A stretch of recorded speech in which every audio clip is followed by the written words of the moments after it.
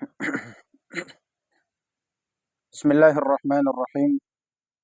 محترم ناظرین، موجودہ حالات میں آپ نے امریکہ کے تمام حالات دیکھ لیے ہوں گے۔ مشہور جو شہر ہے وہاں کا لاس اینجلس، جس میں بڑے بڑے ایکٹر بھی رہتے ہیں اور بڑے بڑے سیاستدان وغیرہ جو سارے وہ وہیں پر رہتے ہیں، اور جس کو خوابوں کا شہر کہا جاتا ہے۔ اور خوبصورتی کی یہ کہو کہ وہاں پر خوبصورتی بھی زیادہ ہے، سمندر کے قریب ہے لیکن ابھی ایسی آگ وہاں پر لگی کہ جس کو رکنے کی کوئی صورت نہیں ہے۔ تو اتنے بڑے پیمانے پر وہ آگ لگی ہے کہ ابھی تک وہ بجھانے پر لگے ہیں، لیکن بجھنے کے قریب بھی نہیں آ رہی ہے۔ اصل وجہ کیا ہے؟ تمام حالات آپ کے سامنے ہے۔ موجودہ دور میں انہوں نے فلسطینیوں کے ساتھ، خصوصاً غزہ میں جو کچھ کیا ہے وہ کسی سے ڈھکی چھپی نہیں ہے۔ اس لیے اللہ رب العزت کا قانون ہے، ان بطش ربک لشدید، کہ اللہ رب العزت فرماتے ہیں بے شک تیرے رب کی پکڑ بڑی سخت ہے۔ جب اللہ پکڑنے پہ آتا ہے تو پھر کوئی بھی چھڑا نہیں سکتا۔ اللہ کی جیسے مشہور ہے کہ اللہ کی لاٹھی بے آواز ہے، اس لیے کہا جاتا ہے کہ فلسطین کے چھوٹے چھوٹے بچے، یا آپ دیکھ بھی سکتے ہیں کس طرح چھوٹے بچے ہیں روڈوں پہ بھاگ رہے ہیں، رو رہے ہیں، اور ان کی آہ اور ان کی بددعا ان کو لگی ہے، اور اس لیے اب ان کا یہ حال بنا ہوا ہے۔ فرعون بنا ہوا تھا امریکہ، اور انہوں نے اتنا سب کچھ کیا کہ اپنی طاقت کے نشے میں اس کو کچھ پتہ ہی نہیں تھا کہ میں کر کیا رہا ہوں۔ اتنا ظلم کرنے کے باوجود یعنی خود ظلم پہ ظلم کرتا ہی جا رہا ہے، اور کوئی پرواہ ہی نہیں تھی ان کو، تو اس لیے آخر اللہ کی پکڑ تو آتی ہے۔ اچھا، کچھ دنوں پہلے یہ جو ٹرمپ ہے، اس نے کہا تھا کہ بھائی یہ جو ہمارے جن لوگوں کو تم نے یرغمال بنایا تھا ان کو آزاد کر دو، نہیں تو میں مشرق وسطیٰ کو جہنم بنا دوں گا۔ 20 تاریخ ابھی تک آئی نہیں ہے، لیکن اس سے پہلے دنیا کو اللہ تعالیٰ نے دکھا دیا کہ امریکہ کو کیسے اللہ تعالیٰ نے جہنم بنا دیا، اور ہر جگہ آگ ہے، اور بڑے بڑے لوگ ہیں وہ رو رہے ہیں۔ یہ جو بندہ آپ کو نظر آ رہا ہے، اس نے بھی کہا تھا کہ بھئی غزہ کو کسی بھی حالت میں مت چھوڑو اور ہر حال میں ان کو مارو۔ اب خود جو ہے نا، ان کا گھر جب جل گیا ہے سارا، یعنی اثاثے جو ہے وہ جل گئے ہیں، اب بیچارہ رونے پہ آیا ہوا ہے، سب ایسے ہی رو رہے ہیں۔ اور یہ کتنے بڑے پیمانے پر ایسا جیسے کوئی قیامت آئی ہوئی ہے، یہ ایک فلمی کوئی سین نہیں ہے بلکہ حقائق پر مبنی ہے، تو اس لیے کہ اللہ تعالیٰ نے ان کی طاقت کو توڑ دیا۔ مفتی تقی عثمانی صاحب حفظہ اللہ نے پچھلے دنوں جو بیان دیا تھا، یہ آپ بیان بھی ان کا سن لیں۔ انہوں نے کیا کہا تھا کہ بھئی خدائی امریکہ کی نہیں ہے، خدائی امریکہ کے پاس نہیں آ گئی ہے، بلکہ سپر پاور نہیں، سپریم پاور یہ اللہ رب العزت ہے، اور وہ ایسے ہی ہے، پھر ایسا ہی سب کچھ ہے، اللہ تعالیٰ کر کے دکھاتے ہیں۔ یہ سارے مناظر یہ تو آپ نے دیکھ لیے ہیں۔ میں مختصر طور پر صرف آپ کو ایک واقعہ قرآن مجید کے حوالے سے سنانا چاہتا ہوں، وہ آپ سنیں اور پھر اس کا تقابل امریکہ کے ساتھ کرے، اور پھر دیکھیں کہ کتنے اس کے ساتھ اس کی تقابل ہے اور کتنا حقائق ہے۔ اللہ تعالیٰ نے سورۃ البروج میں 3 قسمیں اٹھائی ہیں اور فرمایا کہ والسماء ذات البروج، قسم ہے اس آسمان کی جو برجوں والا ہے، یعنی ستاروں والا ہے، ستاروں کی قسم۔ اچھا، والیوم الموعود، اور اس دن کی قسم جو وعدے والا ہے، یعنی وعدے سے مراد قیامت کا دن ہے، کہ اس دن کیا ہوگا، فیصلہ ہوگا۔ وہ شاہد و مشہود، گواہ کی اور جس کے لیے یا جس کے خلاف گواہی دی جا رہی ہے اس کی قسم۔ اب اس سے کیا اقوال ہے، کیا مراد ہے، وہ تو ساری چیزیں اپنی جگہ پر ہیں، لیکن بہرحال قیامت کا دن جو ہے وہ فیصلے کا دن ہے، یہ بات تو یقینی ہے اور طے ہے۔ اچھا، آگے اللہ تعالیٰ فرماتے ہیں قتل اصحاب الاخدود، یہ جو خندقوں والے ہیں یہ ہلاک کیے گئے، یہ مارے گئے۔ النار ذات الوقود، یعنی وہ آگ جو ایندھن والا ہے، اس طرح سے آگ انہوں نے بھڑکائی۔ النار ذات الوقود اذ هم علیہا قعود، جبکہ یہ لوگ اس کے ارد گرد بیٹھے ہوئے تھے۔ وهم علی ما یفعلون بالمؤمنین شہود، اور جو کچھ یہ مومنین کے ساتھ کر رہے تھے ان کو اپنی آنکھوں سے دیکھ رہے تھے۔ یہ تو ان آیات کا مختصر سا ترجمہ تھا۔ اگلی آیتوں کا بھی میں ترجمہ کر دیتا ہوں تاکہ پوری وضاحت آپ کو سمجھ میں آئے۔ وَهُمْ عَلَى مَا يَفْعَلُونَ بِالْمُؤْمِنِينَ شُهُودٌ، वमा नक़मू मिनहुम इल्ला अन युमिनु बिल्लाहिल अज़ीज़िल हमीद। और इनमें कोई ऐब उन्होंने नहीं देखा था, सिर्फ इसके बजाय ये कि वो अल्लाह रब्बुल इज़्ज़त पर ईमान लाए थे जो अज़ीज़ है, गालिब है, हिकमत वाला है। तो वमा नक़मू मिनहुम इल्ला अन युमिनु बिल्लाहिल अज़ीज़िल हमीद अल्लज़ी लहू मुल्कुस समावाति वल अर्द, जिसकी बादशाहत है ज़मीन और आसमान की, यानी जिसके लिए आसमान और ज़मीन की बादशाहत है। वल्लाहु अला कुल्लि शैइन शहीद, और अल्लाह हर चीज़ पर गवाह है, निगरानी कर रहा है, देख रहा है। अब ये सारा मामला अब देखें कि इन्होंने गज़ा के साथ क्या मामला किया दीगर, यानी गोया कि जो कुछ हुआ पूरी दुनिया सब कुछ देख रही थी आंखों से, और ये जुल्म जुल्म कर रहा था। तो आज दुनिया में सब कुछ लोगों के सामने नज़र आ रहा है जो कुछ हुआ है। तो अल्लाह फरमाते वल्लाहु अला कुल्लि शैइन शहीद, अल्लाह तो हर चीज़ पर निगरानी कर रहा है, अल्लाह तो गवाह है, हर चीज़ को देख रहा है। तो ये जो अस्हाबुल उखदूद का ऊपर जिक्र हुआ, ये कौन लोग हैं? खंदकों वाले। तो इनका क्या वाक़या है? कहते हैं कि रसूलुल्लाह सल्लल्लाहु अलैहि वसल्लम से तकरीबन 70 साल पहले, जब ईसाई मज़हब उस वक़्त दीन हक़ पर था, ईसाई मज़हब में एक बादशाह था, उसका नाम था यूसुफ ज़ूनवास। ये जो ज़ूनवास बादशाह था ये ख़ुद मुशरिक था, यानी एक रिवायत के मुताबिक खुद खुदाई का दावा करने वाला था, लेकिन ज़्यादा राजिह कौल ये कि बुत परस्त था, बुतों का पुजारी था। तो उस ज़माने में इसने एक साहिर, जादूगर, या ये कहो काहिन, काहिन वो जो गैब की खबरें झूठी मूठी करके लोगों को बताते हैं, जिन्नात के ज़रिए से या सितारों को देखकर इस तरह की खबरें लोगों को बताएं, तो ये जो खबरें बताने वाले हैं इसको काहिन कहते हैं। तो उनके पास एक काहिन और जादूगर था। तो वो जो जादूगर था वो उनके लिए कोई करतब शर्तब जो भी था वो दिखाता था। जब वो बूढ़ा हो गया तो उसने उस नवाज बादशाह से कहा कि मैं तो बूढ़ा हो गया और मेरे मौत का कोई पता नहीं है, लिहाजा मैं चाहता हूँ कि आप मुझे कोई होशियार लड़का दे जिसे मैं ये पूरा इल्म सिखाऊं, ताकि बाद में आपको काम आए। उन्होंने कहा ठीक है। तो उस वक़्त एक लड़के का इंतखाब किया गया जिसका नाम था अब्दुल्ला बिन तामर। ये जो अब्दुल्ला बिन तामर था ये दूर से आता था और इस जादूगर के पास जादू सीखने आता, रोज़ाना आना जाना इसका लगा रहता था। एक दिन ऐसा हुआ कि रास्ते में ही एक राहिब होता था। तो राहिब उस ज़माने में यानी जो सच्चे दीन का पैरोकार था, उस वक्त दीन ईसाई ईसाई मज़हब जो था वो दीन हक़ पर था। तो इसलिए ये बंदा जो था राहिब, ये ईसाई दीन पर था और मुसलमान था, पक्का सच्चा मुवाहिद था, वो बुत परस्त नहीं था। वो जब दीन की बातें करता था तो इस बंदे का आना जाना भी वहाँ पर लग गया। जब वो वहाँ आना जाना उसका शुरू हुआ तो उस वक़्त आहिस्ता आहिस्ता उसकी बातें उस पर असर करने लगी, और आहिस्ता आहिस्ता चुपके चुपके वो मुसलमान भी हो गया। अब इस पर उसको तकलीफ़ें भी कुछ उठानी पड़ी कि रोज़ाना जब इसकी बातें सुनने के बाद जादूगर के पास जाता, वो उसको डांटता और मारता कि भाई तुम लेट क्यों आए हो। वहाँ से जब छुट्टी होती वापस फिर उसके पास जाता और वहाँ से फिर घर लेट पहुँचता, तो घर वाले उसको मारते कि भाई तुम क्यों लेट आते हो। ये सिलसिला चलता रहा, तकलीफ़ें वो बर्दाश्त करता रहा। बिलाखिर एक दिन इम्तिहान का वक़्त आया कि एक शेर, या एक रिवायत के मुताबिक सांप, वो रास्ते में यानी खड़ा है और लोग वहाँ से गुज़र नहीं सकते हैं, लोग डर रहे हैं। तो अब ये भी वहाँ से गुज़रने लगा, तो इसने कहा कि अब तो इम्तिहान का वक़्त है कि मैं ये आज़माऊँ कि राहिब का दीन सच्चा है या ये जादूगर हक़ पर है। उसने एक पत्थर उठाया और कहा कि या अल्लाह, अगर ये राहिब का दीन ठीक है तो इस पत्थर से मैं जब इस शेर को मारूं तो ये मर जाए, और अगर वो सच्चा नहीं है, जादूगर सच्चा है, तो फिर न मरे। तो जब इसने पत्थर मारा वो जानवर मर गया। तो इससे लोगों में ये मशहूर हो गया कि भाई इस बंदे के पास कोई गैब का ऐसा इल्म है जो अजीब गरीब है।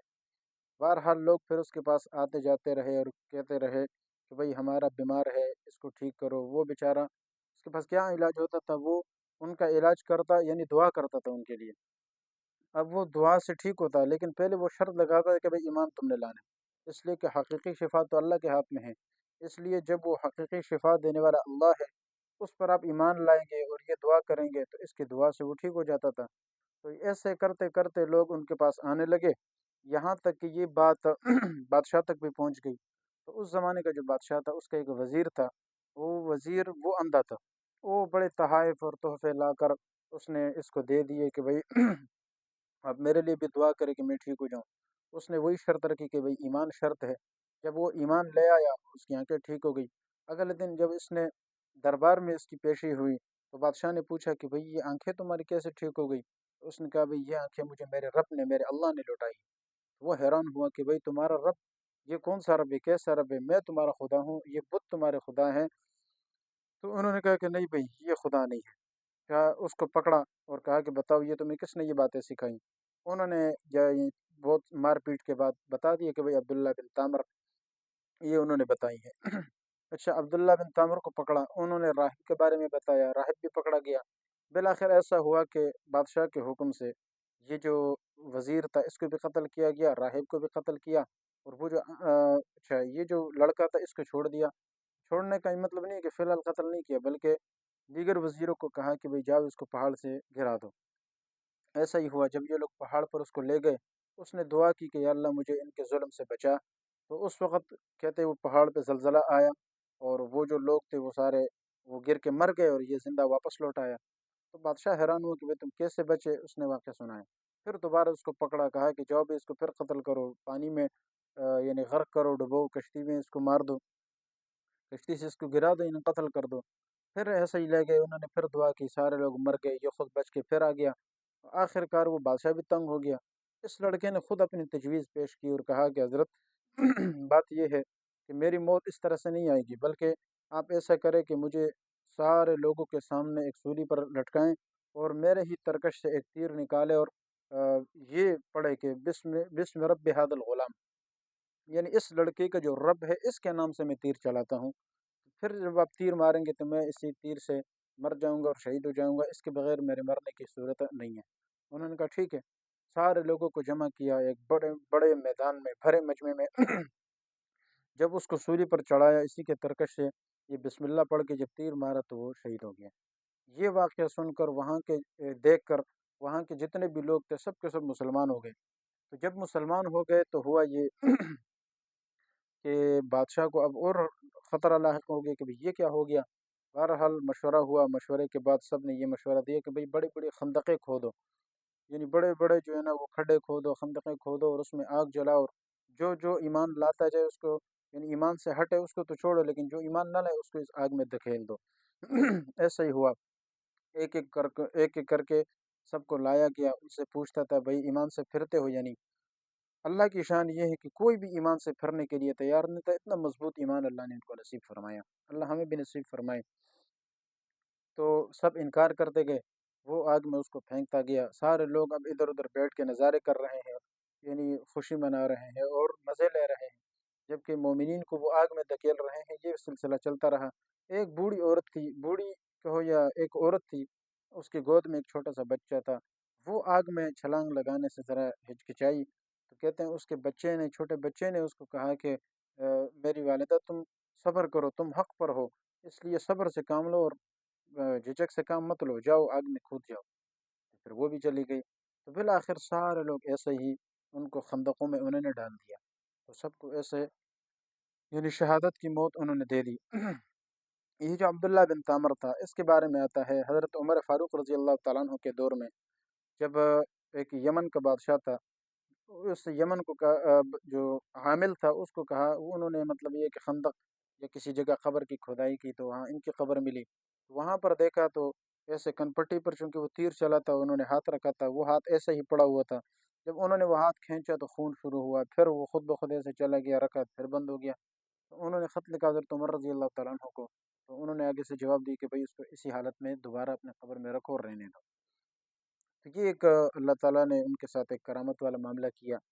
اچھا، پھر ان بادشاہ کا کیا ہوا؟ کہتے ہیں کہ وہاں کا جو عیسائی بادشاہ تھا، روم، قیصر روم، روم کا جو بادشاہ، اس کو پتہ چلا کہ بھئی انہوں نے تو مسلمانوں کی توہین کی ہے، انجیل کو جلایا ہے۔ تو اس نے خط لکھا، وہاں اپنا ایک لشکر تیار کیا، یمن کے گورنر تھا، اس کو کہا یا اپنی طرف سے کوئی لشکر تیار کیا، رباطہ نام تھا غالباً اس سپہ سالار کا، اور اس کو کہا کہ بھئی آپ جائے اور اس کے ساتھ اس کا مقابلہ کریں۔ انہوں نے آ کر اس کو لڑنے کے لیے جب تیار ہوئے، آگے سے اس نے چال چلی اور کہا کہ بھئی میرے ساتھ لڑو نہیں، میں آپ سے لڑتا نہیں ہوں، میرے جتنے خزانے ہیں وہ سارے آپ لے لیں۔ وہاں کے سارے خزانوں کی چابیاں بھی اس کو حوالے کر دی، اور پھر یہ بھی کہا کہ دیگر علاقوں میں بھی میرے کچھ سونا وغیرہ ہے، یہ ساری چیزیں ہیں، تو وہ بھی اگر آپ چاہیں تو وہ بھی میں آپ کو دینے کے لیے تیار ہوں۔ انہوں نے کہا ٹھیک ہے۔ کو چھوڑ دیا۔ بہرحال وہ جب جانے لگے تو خفیہ طریقے سے اس نے اپنے ان علاقوں میں پیغام بھیجا کہ جب یہ رباط آئے تو اس کو اور اس کے لشکر سمیت سب کو قتل کرو۔ تو ایسا ہی ہوا کہ سارے لشکر کا تعاقب کیا گیا، سارے مارے گئے۔ بعد میں پتہ چلا پھر دوبارہ اس بادشاہ نے ان پر حملہ کیا۔ تو اس طرح کر کے جب بالآخر اس کو پتہ چلا اس ذو نواس بادشاہ کو کہ بھائی اب میری موت یقینی ہے، تو وہ گھوڑے پر سوار ہوا اور سمندر کی طرف چلا۔ اور اس کے گھوڑے کے بارے میں یہ مشہور تھا کہ یہ سمندر میں تیرتا ہے۔ جب وہ سمندر کے درمیان میں پہنچا تو وہاں پر وہ جو گھوڑا تھا وہ بیچارہ تھک گیا، تھکنے کی وجہ سے وہ ادھری سمندر میں وہ بھی ڈوب گیا، اور یہ ذو نواس یہ بھی وہاں پر مردار ہو گیا۔ اس واقعے کا ذکر اللہ رب العزت نے نبی صلی اللہ علیہ وسلم کو تسلی دیتے ہوئے، صحابہ کو تسلی دیتے ہوئے سورہ بروج میں اس کا اشارہ کیا، اور فرمایا کہ قتل اصحاب الاخدود، یہ اصحاب الاخدود خندقوں والے یہ تو قتل کیے گئے، یہ تو مارے گئے۔ یعنی مطلب یہ کہ قیامت کے دن جب ان کا فیصلہ ہوگا نا، بہت خطرناک فیصلہ ہوگا، ان سے حساب ایک ایک چیز کا لیا جائے گا۔ النار ذات الوقود، جب انہوں نے ایسی آگ بھڑکائی جو ایندھن والی تھی، اور خوفناک آگ انہوں نے بھڑکائی، جیسے کہ اب موجودہ امریکہ پر بھی یہی حالت آئی ہوئی ہے۔ اچھا، اذ ہم علیہ قعود، خود ارد گرد بیٹھ کر تماشا کر رہے تھے۔ تو امریکہ کو بھی اور اسرائیل کو بھی، ان سب کو آپ نے دیکھا ہوگا، غزہ پر بمباری ہو رہی ہے، سب کچھ ہو رہا ہے، لیکن یہ لوگ خاموشی سے بالکل دیکھ رہے ہیں اور مزے لے رہے ہیں۔ خود مسلمان جو ممالک نام نہاد مسلمان ہیں، انہوں نے بھی ایسا ہی کیا کہ بس دیکھتے رہے، اور بس جو کچھ ہو رہا ہے ہونے دو، ان کے ساتھ ہو رہا ہے، ہمارے ساتھ تو نہیں ہو رہا۔ تو اللہ نے پھر ایسا دکھایا بھی ہے، اذ ہم علیہا قعود وہم علی ما یفعلون بالمؤمنین شہود، مومنین کے ساتھ جو وہ کر رہے تھے سب وہ دیکھ رہے تھے۔ تو یہاں پر بھی ایسا ہی معاملہ چل رہا تھا کہ جو مومنین کے ساتھ ہو رہا ہے، بچے شہید ہو رہے، مائیں جو ہے نا وہ بیوہ ہو رہی ہے، اور بچے یتیم ہو رہے ہیں، ایسے ہسپتالوں پہ ہسپتالیں تباہ ہو رہے ہیں، علاقے تباہ ہو رہے ہیں۔ آپ نقشہ بھی دیکھ لیں، آج اسرائیل، آج امریکہ کا یہ حال ہے کہ یہ دیکھیں، آدھا امریکہ وہ آگ کی لپیٹ میں ہے اور آدھا برف کی لپیٹ میں ہے، یہ حال بنا ہوا ہے۔ آگے اللہ نے فرمایا کہ ان کا جرم کیا تھا، وما نقموا منهم الا ان يؤمنوا بالله العزیز الحمید، صرف اللہ پر انہوں نے ایمان لائے تھے، یہ جرم تھا۔ تو اسی وجہ سے غزہ والوں کو بھی انہوں نے شہید کیا کہ وہ اللہ پر ایمان لائے، یعنی مسلمان ہے اس لیے انہوں نے شہید کیا، اور کوئی جرم نہیں ہے۔ اس لیے ظالم بنا ہوا امریکہ انہوں نے یہ سارے تباہیاں کی اور سب کچھ کیا، اور فرعون بنا ہوا تھا۔ تو بالآخر ہر فرعون کا انجام آخر ایسا ہی ہوتا ہے کہ نتیجتاً وہ ایک عذاب الہی کے لپیٹ میں آتا ہے۔ تو آج بھی ایسا ہی ہوا کہ عذاب الہی کے لپیٹ میں پورا امریکہ۔ یہ چیز عبرت ہے دیگر کافروں کے لیے بھی اور خود مسلمانوں کے لیے بھی، کہ بھئی اللہ تعالیٰ جب انتقام لینے پر آتا ہے تو پھر کوئی بھی اللہ کی پکڑ جیسا پکڑ نہیں کر سکتا۔ وَلَا يُوثِقُ وَثَاقَهُ أَحَدٌ، جب اللہ پکڑنے پہ آئے تو پھر اس جیسے پکڑ کسی کی ہو ہی بھی نہیں سکتی۔ اس لیے اللہ تعالیٰ سے دعا ہے کہ یہ چیزیں اللہ تعالیٰ ہمیں دکھاتا ہے عبرت کے لیے۔ ان فی ذلک لعبرۃ لأولی الالباب، ان چیزوں میں عقل والوں کے لیے عبرت کا سامان ہے۔ تو عبرت حاصل کرنی چاہیے، اور مسلمانوں کا درد رکھنا چاہیے دل میں، ان کے لیے دعا کرنی چاہیے، اور ان کے جو مصنوعات کافروں کے ان سے کم از کم بائیکاٹ کرنا چاہیے۔ جو ہمارے بس میں ہے وہ تو ہم کریں، اور اپنا یہ پختہ یقین رکھنا چاہیے جیسے مفتی صاحب نے کہا سپر پاور صرف اللہ ہے، سپریم پاور صرف اللہ ہے، اور اللہ کے علاوہ کوئی بھی نہیں ہے۔ وآخر دعوانا الحمد للہ رب العالمین۔